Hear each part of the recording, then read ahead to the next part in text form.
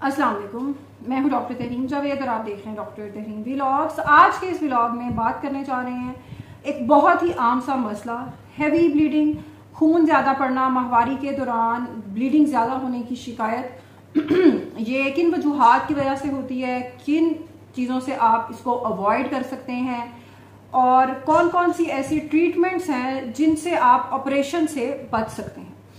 इन सब चीज़ों के बारे में तफसील से बात करेंगे आज के इस व्लॉग में। सबसे पहले तो आपको ये समझने की ज़रूरत है कि हैवी ब्लीडिंग आखिर है क्या। उसकी वजह यह है कि इसका तयन करने की इसकी वजूहात का ज़रूरी इसलिए है कि बाज़ लोग समझ रहे होते हैं कि हमें बहुत ज़्यादा दिन अगर हो रही है, 7, 8, 10 डेज तक अगर खून पड़ रहा है, चाहे वो स्पॉटिंग हो रही है, तो इसका मतलब है कि जी हमें बहुत खून पड़ा है। और कई बार आप टेस्ट करवाते हैं, HB करवाते हैं हीमोग्लोबिन के लिए कि क्या खून की कमी ज़्यादा शदीद तो नहीं होगी।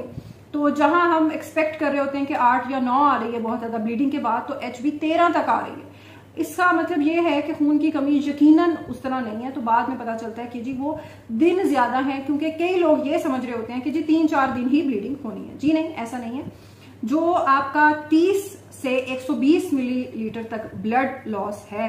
खून पड़ना है माहवारी के दौरान, वो कितने भी दिनों के अंदर पड़ता है वो नॉर्मल है। 180 से अगर ऊपर जा रहा है, 250, 220 तक ब्लड लॉस हो रहा है, अब आपको ये पता कैसे चलेगा कि आपका खून कितना ज्यादा निकल रहा है।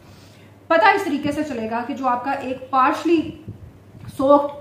पैड है, यानी पूरी तरह भरा हुआ, बहुत ज्यादा शदीद खून से ज्यादा भरा हुआ नहीं है, उसमें 10 मिलीलीटर तक खून है। जो बिल्कुल मुकम्मल तौर पर भरा हुआ है, जिस तरह बाहर किसी जगह 3-4 घंटे माहवारी के शुरू के दिनों में आप गए हुए हैं तो बहुत ज्यादा भरा हुआ है, तो उसको हम ये सब अंदाजन है, तो ये वो तकरीबन आपका 20 मिलीलीटर बनता है। इसी तरह आप अंदाजा लगाएंगे कि अगर आपके दिन के 20 मिलीलीटर के हिसाब से 6 या 7 पैड इस्तेमाल हो रहे हैं, तो आपकी इसका मतलब है कि ब्लीडिंग ज्यादा हो रही है। उसके बाद आप टोटल अपना देखेंगे, अगर तो आपके टोटल यानी 3-4 दिन ब्लीडिंग हुई है या हफ्ता ब्लीडिंग हुई है और आपके 12, 13, 14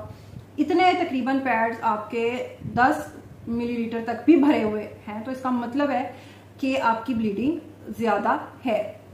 उसके बाद हम आगे चलेंगे और ये देखेंगे कि कौन कौन सी वजूहात हैं जिनकी वजह से ब्लीडिंग हो सकती है, बहुत ज्यादा खून ज्यादा पड़ सकता है, और कब हम ये फैसला करेंगे कि हाँ अब हमारे पास कोई हल नहीं बचा तो अब बच्चादानी को निकलवा दिया जाए।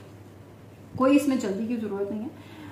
बहुत ही एक आम सी वजह जिसकी वजह से बहुत ज्यादा दर्द भी खवातीन को होता है माहवारी के दौरान, एडिनोमायोसिस। उसमें क्या है कि हमारी जो यूट्रस या बच्चादानी है उसकी तहें हैं, आप साथ तस्वीर में भी देख सकते हैं, इसमें 3 तहें हैं। उसमें मसला तब आता है जब एक तह या एक लेयर दूसरी के अंदर जा रही है, एंडोमेट्रियम मायोमेट्रियम के अंदर जा रही है, इस तरीके से। उससे क्या होता है कि अपनी जो काम करने की जगह है उससे वो आगे जा रही है और उससे गैर मामूली अलामा जिस तरह दर्द बहुत ज्यादा या हैवी ब्लीडिंग भी हो सकती है। उसमें अगर हमें खास तौर पर अगर 40 साल की उम्र से ज्यादा की खातून है तो फिर उनको एंडोमेट्रियल बायोप्सी का मशवरा जरूर देते हैं। वो इसलिए कि उसमें बाज़ औक़ात ये अर्ली कैंसर की भी अलामात हो सकती हैं, एंडोमेट्रियल कार्सिनोमा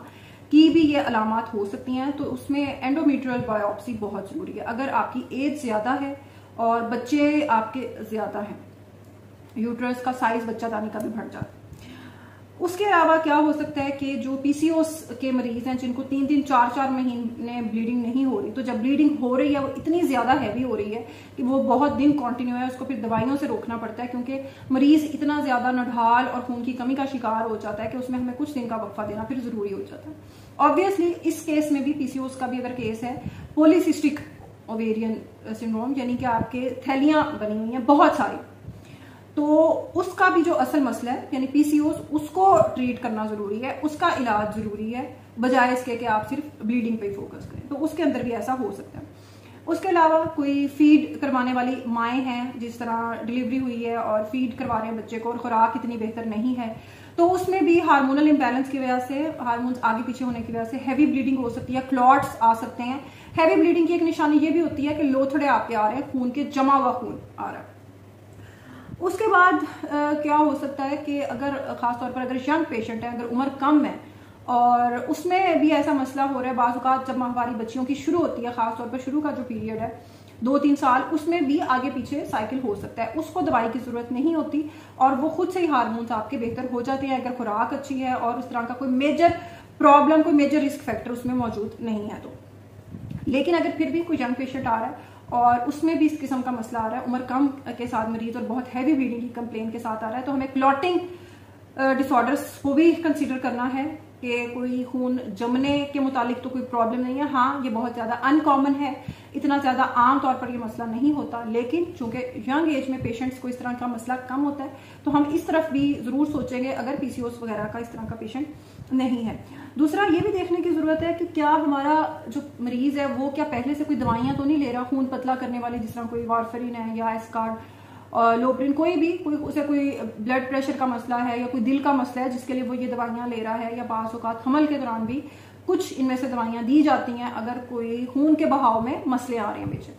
तो फिर भी ये दवाइयां दी जाती हैं। एक और बड़ी वजह जो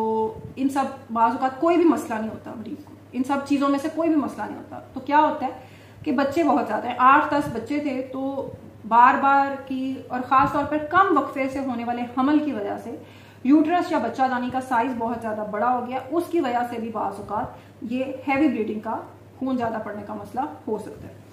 तो ये कुछ चीजें हैं, कुछ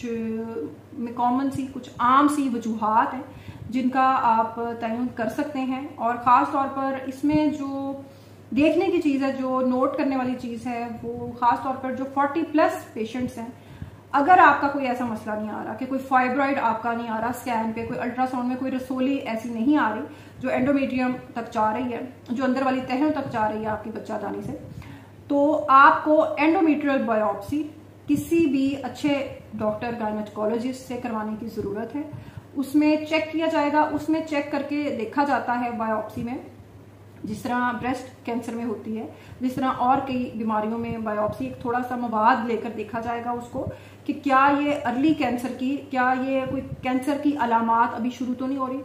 क्योंकि जो शुरू की स्टेजेस का कैंसर है एंडोमेट्रियल, उसको ठीक करना आसान है, लेकिन जब वो एक लेवल से बढ़ गया और कई साल लोग 4-8 साल लेकर बैठे हुए हैं उस चीज को और कोई तवज्जो नहीं दी, तो फिर ऑब्वियसली पेचीदगियों में आप जाएंगे। तो मेरा जितनी भी खवातीन ये वीडियो देख रही हैं, दूसरों के साथ भी इसको शेयर करें, और अगर आपकी माहवारी बहुत ज्यादा खून पड़ने वाली माहवारी है और 40 साल से आपकी उम्र ज्यादा है और इनमें से कोई भी आपको मसला नहीं है, तो kindly always go for the endometrial biopsy, it's a game changer. तो उसकी तरफ जरूर जाएं, और अगर वो टेस्ट ठीक भी आता है तो भी बहुत अच्छी बात है। इवन बाहर के मुल्कों में, वेस्ट में, ईयरली हर साल जो 40-45+ फीमेल्स हैं उनके एनुअल चेकअप में ये चीज शामिल है, तो इससे आपको कोई डरने और घबराने की जरूरत नहीं है। ऑपरेशन या हिस्टेरेक्टमी या बच्चादानी निकाल देना बिल्कुल एक आखिरी स्टेज का हल है। जब हमारे पास कोई भी हल नहीं बचा और किसी भी तरीके से मरीज ठीक नहीं हो रहा, तो 40 से 50% मरीजों में फिर हमें इस हल की तरफ जाना पड़ता है। लेकिन आप ये पहली ही स्टेज नहीं है इसको ठीक करने, क्योंकि ऑब्वियसली हर ऑपरेशन की तरह हिस्टेरेक्टमी की भी, बच्चादानी निकालने की भी अपनी कॉम्प्लिकेशंस हैं, क्योंकि इसमें से भी बहुत सारे हार्मोन्स आपके निकल रहे होते हैं जो आपकी बहुत सारी चीजों को बेहतर रख रहे होते हैं।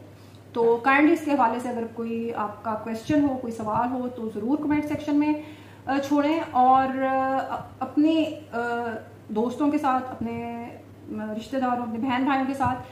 खास तौर पर उन खवातीन को जो इस मुश्किल से गुजर रही हैं, उनके साथ ये वीडियो जरूर शेयर करें। अल्लाह हाफिज।